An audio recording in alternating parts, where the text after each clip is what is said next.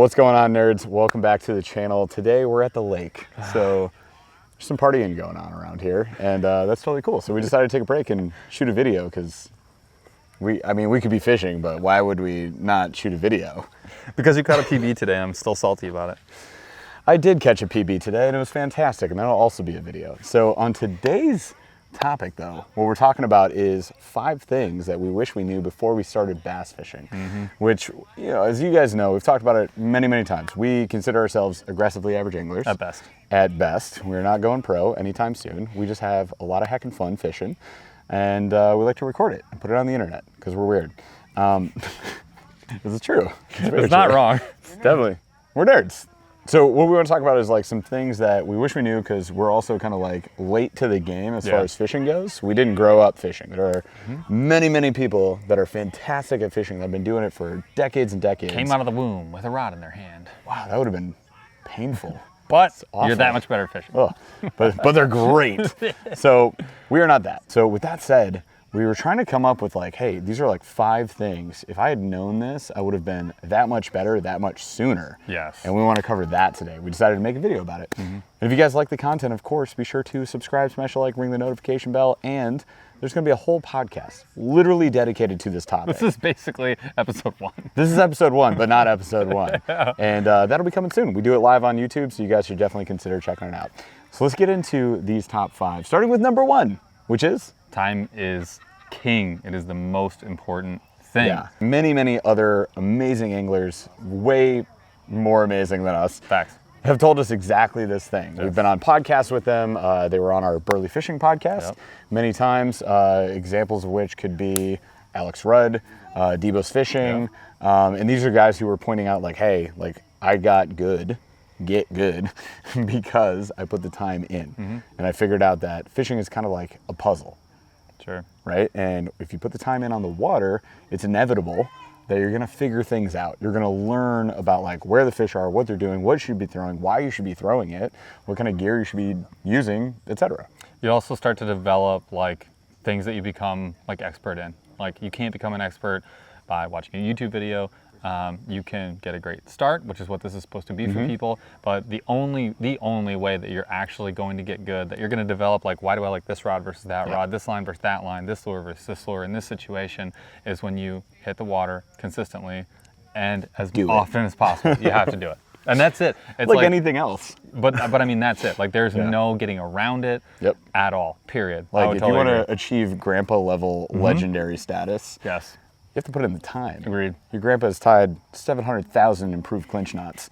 And they all held. And they all held. All right, what's number 2? Number 2, having the right setup is crucial. And like it's so crucial. It seems like self-explanatory, but when you're new, there's so much you don't understand about rod action, about rod construction, why length is important, depending on how you fish, why you go to the store, you grab this one, and you're like, I'm good. The size of the reel matters, like all that stuff matters, but like I'm not saying that you have to understand all that. The point is that like even if you know someone's good at fishing and you say, look, I don't know what kind of fishing I'm gonna do, I know that I'm gonna try everything, like what am I gonna do? And that person's gonna tell you, go get a 7-1 medium heavy with a size 2000 reel, and use 15-pound braid. And they're gonna say that, and you're gonna be like scribbling notes, and you're gonna be like, cool, I have no idea. But if you had that setup and all the components are set up to work together, you would be able to fish this like huge variety of lures. It would always be effective. You wouldn't find yourself overspooling constantly. You wouldn't find yourself like underpowered for the type of lure you're fishing. You wouldn't find yourself like with a whippy rod where you can't get a hook set and you're missing fish. Like you're trying to avoid all the situations. Again, you don't have to understand every component, but having just like magically the right setup in your hands is like such a huge deal. It's a game changer. I would say like you don't have to understand everything right now. You have to understand that there's a massive difference between like, for example, the pound test of line that you're using. So if you've, for example, spooled up the wrong pound test braid and that braid is now breaking off, there's a reason. And it's probably because it doesn't match the power of the rod that you're using. So if you understand that there's a reason to have this pound test with this power rod with this specific length, you're on the right track. Like that, and the action too. Like it makes such a massive difference. And just- then like how rods pair up with reels. There's just going to be a whole bunch of mistakes. Yeah. That these are just a whole bunch of mistakes that you don't have to make. Yeah. And that's the thing is like when you hit the water, you want it to be like, okay, I just Fun. need to fish. Yeah. And when you're constantly missing strikes because you're using a heavy when you should be using a medium. Oh, yeah. When you're trying to hook set with a medium and your whole rod's bending over backwards and you didn't penetrate the fish. And when like, you got a fast action and you're trying to fish crankbaits and you're losing all the it's fish in the just boat. like it's like all, Yeah. and you won't understand why. You're like, and you won't I even suck at know that fishing, it's the apparently. setup. Like there's Yeah. so many things. So taking that out of the equation, I would say is massive. So Yep. it's not like a tip, but it is one of those things. Like if I had understood that, I could have eliminated like a year and a half of using the wrong equipment Yeah. and not learning like effectively and not fishing effectively. So that's why that's my number 2. I have missed many fish just from having the wrong setups. I remember it was probably like Vividly. 3 years ago, I finally figured out braid to match the action or the power of the rod. Yeah, it's one of those things that again it can take you leaps and bounds. It can No one told me. it could just cut No down one the told amount me. of time at you getting better. So much of it. So where do you start? Do the research, just Google it. What pound test with what power rod? What action should I be using for specific baits that I'm using? For example, you should be using slow to moderate action for crankbaits. That's the best example I can Sure. give you. It's so simple. It makes such a massive difference to not have bass spit your lipless crankbait at the boat, which they will with a fast or extra fast. Guaranteed. It's gonna happen. Or just watch one of our videos because we're going to tell you as a beginner pretty soon here There's one coming up. which setup to get. So we'll explain. got it. you. But just understand how big of a deal that can be. Yep. Start with research. Don't just grab any old combo off the shelf. You'll be mad. Yeah. All right. Number 3, location, location, location. Now, Great title. It's obviously it's like I'm 100 years old, but like the idea You that are though. I know that being in the right place is very important. I Yeah. wish I had understood that. And Right. you understand that viscerally when you're new, a new angler, you get to a new Mm-hmm. lake and you have this like tiny tackle box and you have one rod and reel and you pull up to this like massive lake You go. and you're like, what? What do I do? Do I cast there? Like there's no way you can know. And so You when put lure in water equals fish. and you don't have to be an expert at it. You just have to Right. know that it's important. So you like just look up where do fish go in fall? Where do fish go in late summer? Where do fish go in Yeah. spring? Like where do fish go when the water is 55 degrees or 70 degrees or whatever? And Yeah. at least you narrow it down to be like, okay, it's super cold. They're going to be probably either really far down deep and or that's it, right? Or it's summertime. I can go hit all the docks on the lake. And now you've eliminated all the deep water, all the shallow water. If you know smallmouth like rock piles, you can just avoid all the sandy bottom. Found that out today. Figured that out. And so it's like what that does again, that just eliminates like all this unproductive time of you just slapping water, And getting being mad. getting sunburned and not catching fish. And so again, like you don't have to be an expert in it. It's just understanding it is important, Right. and it's something that you should look into quickly. 3 quick things on this third point. Yes. Number 1, watch Debo's fishing. 100%. Because see wood, pitch to wood, one of the best lines I've ever heard Facts. in my life. And it's so true. Like if you see a down tree, like in like let's say you don't have sonar, you're not on a kayak, you're bank fishing, but you see a log that is above the water, then goes into the water, chances are there's fish on Good that spot. log. Caught some today.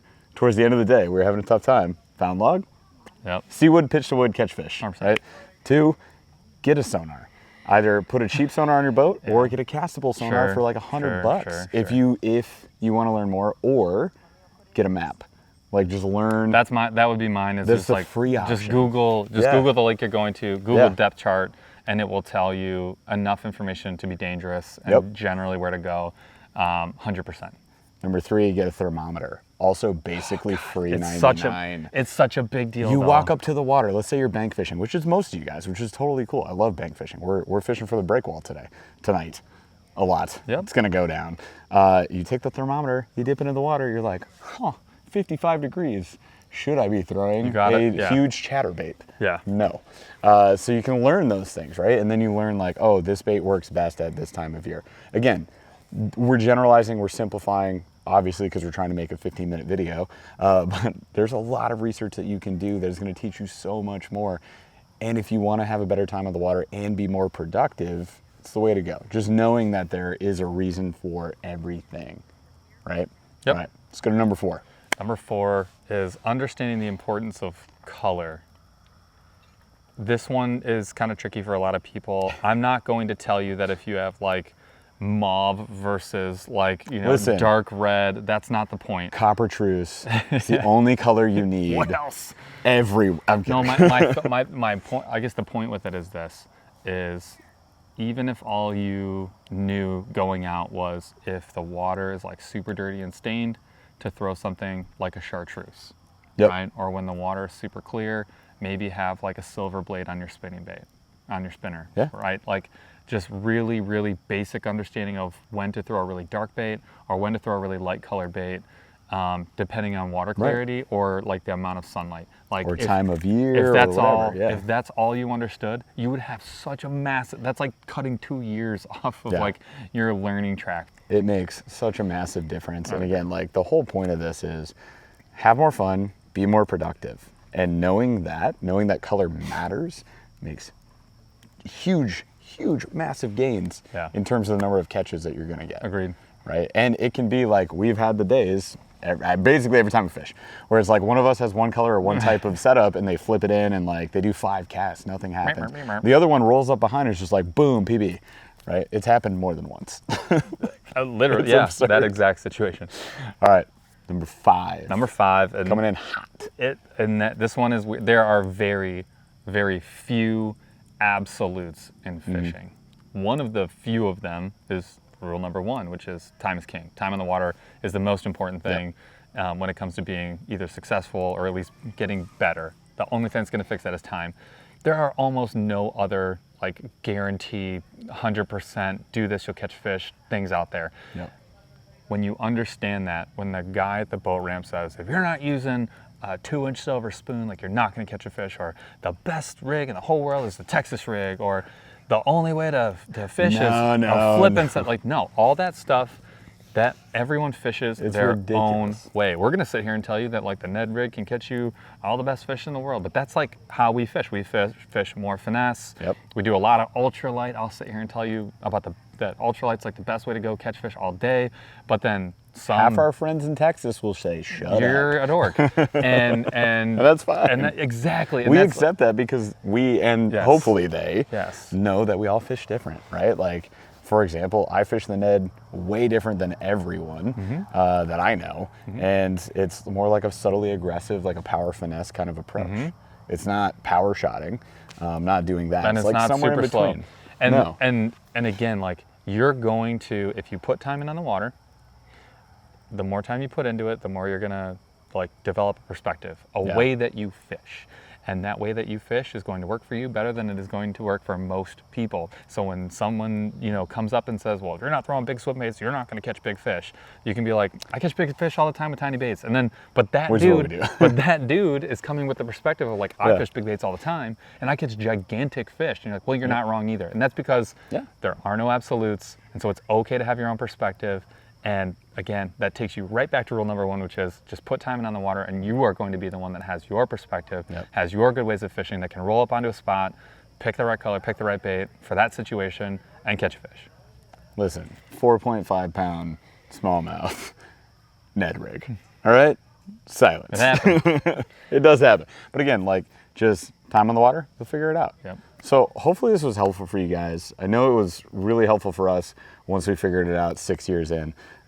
So we want you to figure it out day 1. Like if you're a beginner to fishing, if you're just getting into it, the most important thing is that you put some time in on the water, you try not to get frustrated, and ideally you catch fish. And just understanding these points will help you catch fish. And once you are catching fish, once the thing is working, then that passion increases. And when that passion increases, you're excited to get back out of the water. You're looking forward to every single fishing trip. You're making time for it, and then you're getting better because you're doing the work, right? So again, hopefully it's helpful for you guys. If it was, be sure to like, subscribe, do all those things, ring the notification bell and stuff, and then come back for the show that is this 15-minute video, 1 hour long every single week for the rest of time. And it's called Aggressively Average Anglers. It'll be coming soon. Be sure to subscribe. It'll be on every podcast platform, and we'll be doing it live on YouTube. Once it comes out, give us a 5-star review. We really appreciate you guys. And we'll be doing a massive giveaway on that first episode. So we highly encourage that you show up, because you will not win if you are not there. All right, you guys, thank you so much, and we'll see you on the next video. Honey, when you say